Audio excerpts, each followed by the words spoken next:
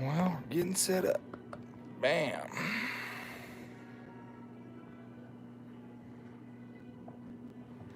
Okay.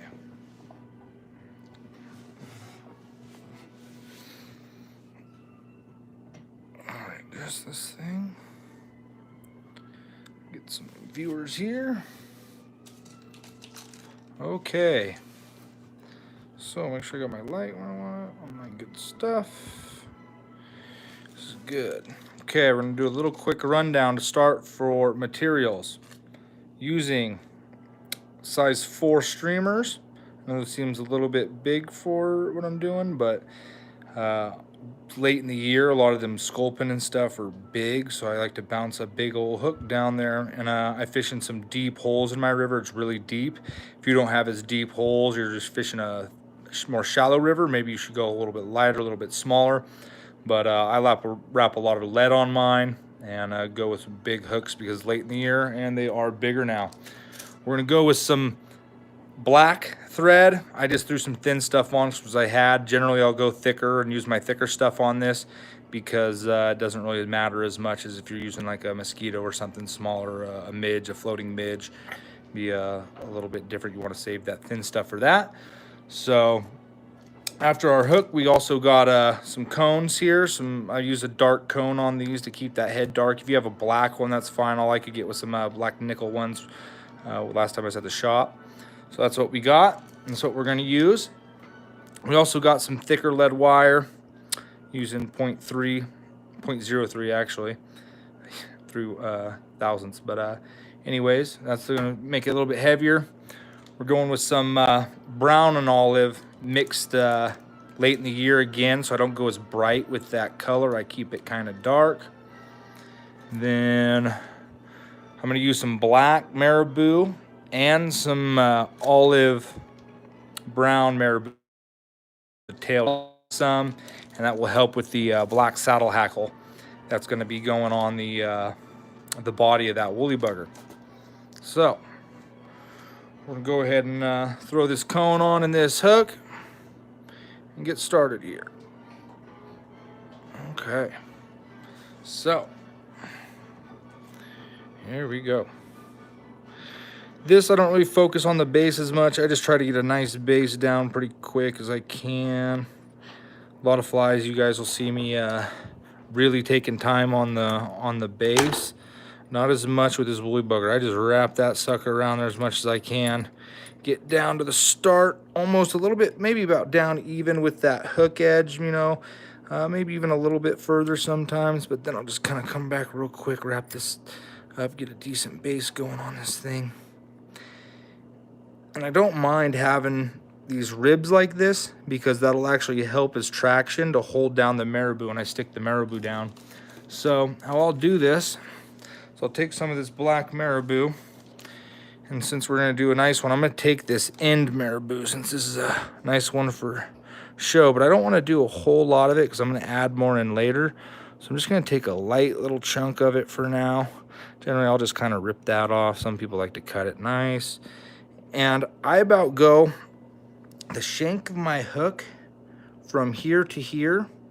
I generally go about that length and 50% more away from the end of the hook. And so I'll show you, I'll get back down here towards the end. And I always kind of try to bunch everything up middle of the hook in here. And I'll show you why. It's because when I wrap my lead around the front of it, it'll keep this whole thing from this end to this end pretty even. So I'm about, you know, hook and a half away, shank away. I'll wrap it around all the way down to the end here with that black. And I just do a real thin piece right off the bat. Come back up. This stuff here, I like to cut off right. And there it is. Okay. Now, take a chunk of olive. This brown olive. It's a little bit more of a deeper olive because it's late in the year again. So those sculpin have really started to darken up. Now I'm gonna get a big bunch of this stuff, and a lot of times I'll just peel it away from the center of that feather there. Get a big grip of it. Pull this. Now, as you can see, this kind of rolled around the other side of the hook, and that's fine. I leave it like that on purpose because what I want to do is I kind of almost want to wrap in a U shape around this hook, because what's going to happen is it'll leave this hook exposed, won't bunch up those feathers, and it'll kind of just have a spread out tail look so it's even. It's not like a bunch bunched up on the bottom or bunched up on the side. I kind of like to wrap around. Now, I'll take this, even it up with that black one, and almost wrap it on purpose, like I was talking around it. So as you can see, that kind of feather, it just really spread out around the entire hook. Then I'll come down, again, right to where I want to. Again, if you see where I stopped, it's right, almost dead in line, almost with the barb, a little bit over halfway of the tip to the tip of the barb. I'll come back. I like to cut this off right here again, and I let it bunch up right there. Okay. Now, I'm going to take a little bit more of that black because I like to layer this stuff so it doesn't look all bunched up on one side or the other. And I'm going to grab the front of that thing where that big end of that feathers, all those nice tips are. They're nice and thin, so it makes it feather out real nice. Now I'm going to go ahead and cut that face of that off. Again, if anybody has anything they want to say in the comments, feel free. I like criticism, so feel free to fire some shots in there if you want. Wrap that around, and again, I let it spread around the bottom of that hook, tie it down, and see how I let that olive hang over a little bit farther than that big chunk of black, so it's just kind of thinning out as it goes to the end. It'll make it look more like a tail of a sculpin or something like that as it's going down. Tie off towards the front. Stuff bulk up in here, which is fine. Now I'll finish it off again with another big old chunk of the olive, and I want to do this with a tip again so it's nice and thin looking. Again, a lot of people will be kind of tight with their feathers, and I get it, feathers aren't cheap, but you're better off just going ahead and using, you know, a good feather. If you know, I'd rather have a good fly out there than a mediocre one that's been done kind of halfway, and I'm willing to put the extra time and money into it. So I'll take that olive. Again, all these thin tips are the best, you know. They work so good at the tip of this feather. So again, you'll see that look. We'll go up here, cut it off. Match it up and let it roll around that hook, and then I'll wrap it, pull it all to the end.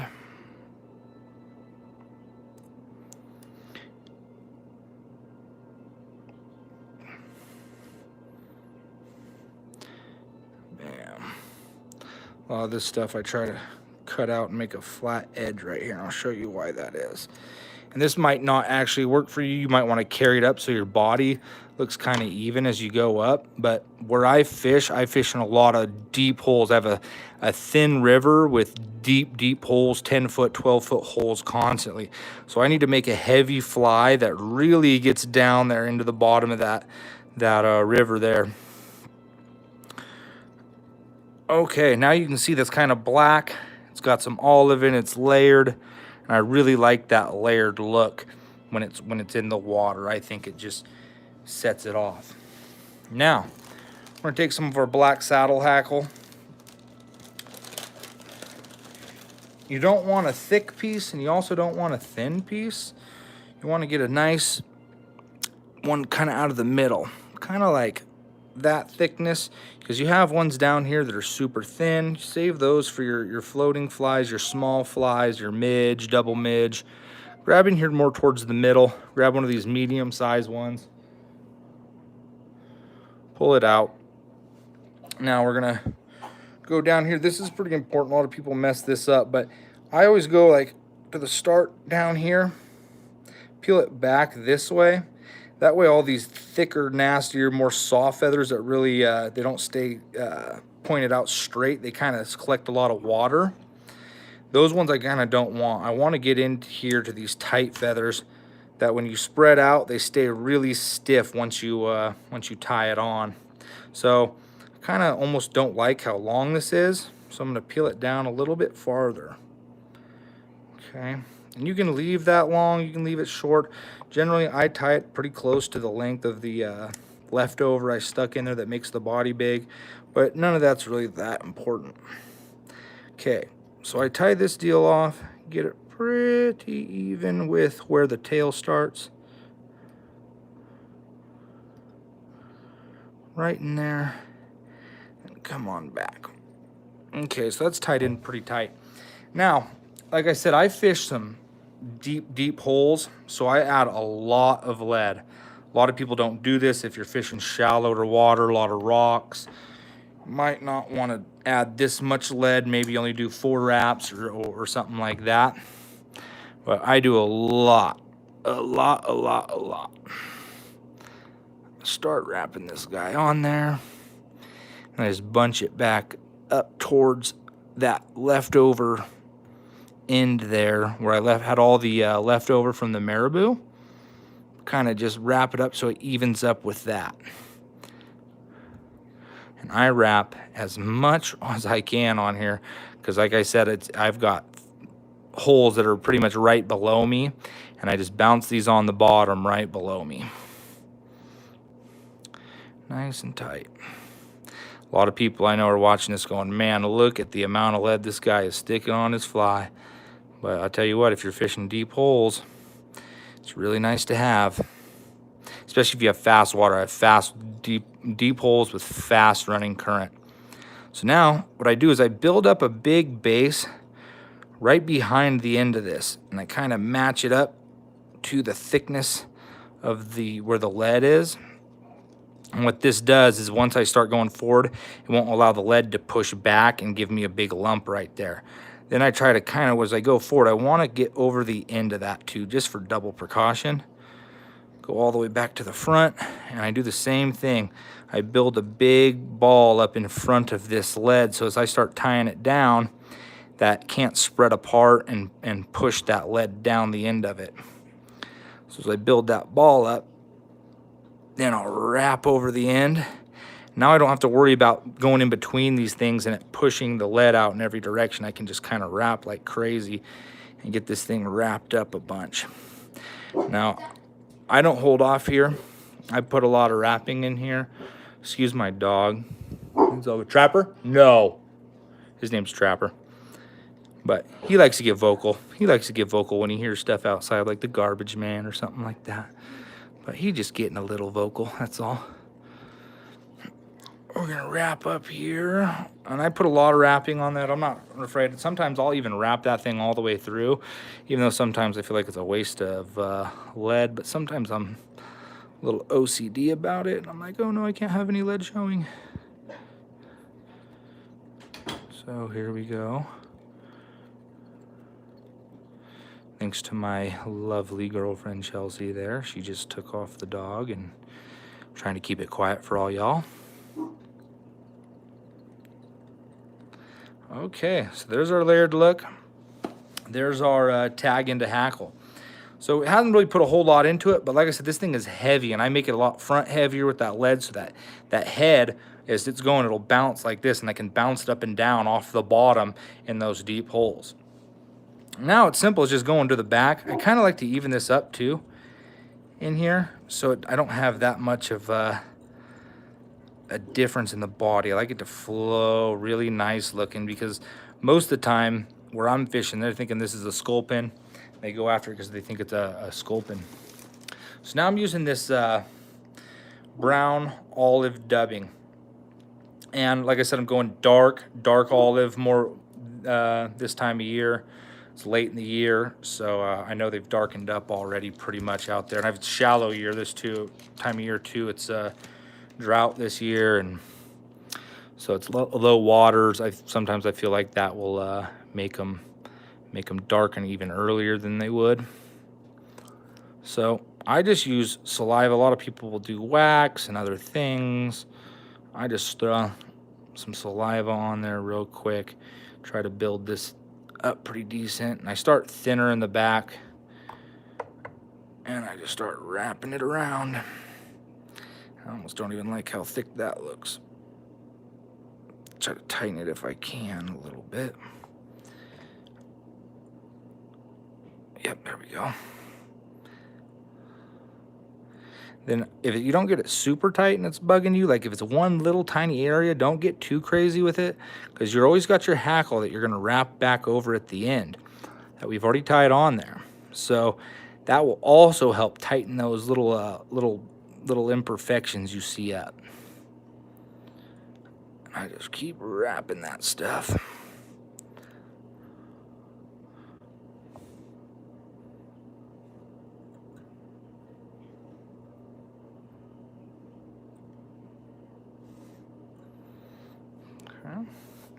Some more of this hackle on our dubbing on here. My apology. Oh, hopefully everybody's doing good wherever you guys are at out there. I don't know where you guys are fishing at, but feel free to throw your name in where you fish at, where your local hometown river, hometown lake, whatever it is you do. Feel free to throw it on there. What you fish for. I love seeing that stuff. Love talking to people about what they fish with, the little different varieties they throw in their flies. But you know, one thing I've learned, there's more than one way to skin a cat, and more than one way, that's for sure.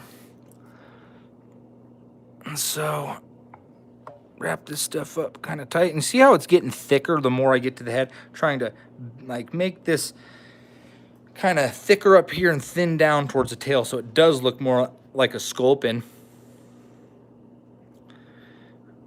As I wrap this thing, keep it thick as I can. And I'll go through a lot of dubbing sometimes on one of these woolly buggers, but it doesn't bother me. And other times too, if I'm fishing areas where it's more shallow, instead of wrapping all that lead around there like I did, I'll just put layer on one side of it to kind of keep that fly flat. But I top load the front of these so they dive down in the deep holes, and I can pick their heads up and make them swim like this on the bottom. So that's the plan anyways when I'm tying them like this. And so this one's meant for those deep holes. It's a heavy fly right now. We'll finish this thing off wrapping it up.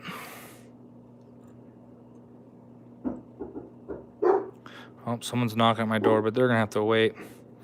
They just gonna have to wait a minute, aren't they? Come over there in a little bit. It's my new neighbor. Actually, I've known the guy for a while, but he's moving in next door. He lost his house in the Dixie fire. Poor guy. Oh, I feel real bad for him. Really do. But put your name in the comments, where you fish, where your home is. All that good fun stuff.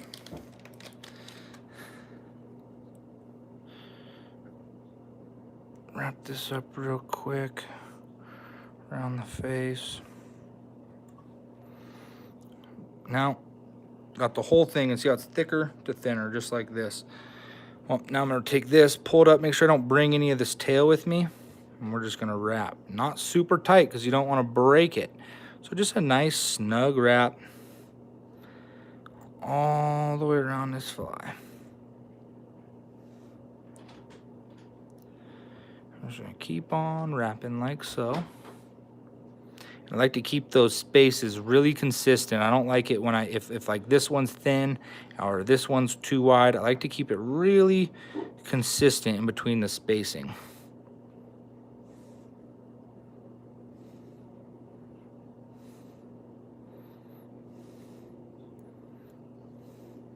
Now, as you see how I used that black, why I kind of layered that tail with the black is just to darken it. I think it just really helps out a lot when I do that. And I come to the head, pull this thing back. And I don't always go all the way up to the head. I just get once I get to the cone, I stop. I don't put in that extra layer around the cone. I feel like it makes the head of this thing too bulky. I like to leave that coming back some. Now we just wrap it. Go in front of that little leftover piece, the end of your hackle piece. Bam, just like that. Okay, now we're almost done. So what we're gonna do here is, a lot of times I'll use UV hardener and stuff on heads, but like these old Wolly Buggers, I'll still just use some of my lady's nail polish, even though hopefully she doesn't find out about it. She's right over there with the baby, just so you know. But I like to paint the line first a bunch. Get as much on there as I can. As I come over the top, it'll wrap that nail polish in that whole thing, around the whole head of that. I'll pull it tight. Like I said, I don't have my whip finish. Lost it, just haven't bought a new one. I'm lazy and I'll just do it with my finger, you know. So get it in there, tie it. One thing I a little bit forgot to mention is when you wrap that hackle, wrap it in the same direction that you're wrapping your line. So if you're bringing your line towards you like this, or if you're taking it away from you like that, take your hackle and go the same exact direction. Because if you don't, it'll just cause problem. It'll unwind when you go to tie off.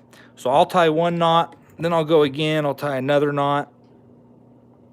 And for you guys that just joined, I already have a bunch of hardener in there on that fly that I put in with the on my line as I did my last wraps.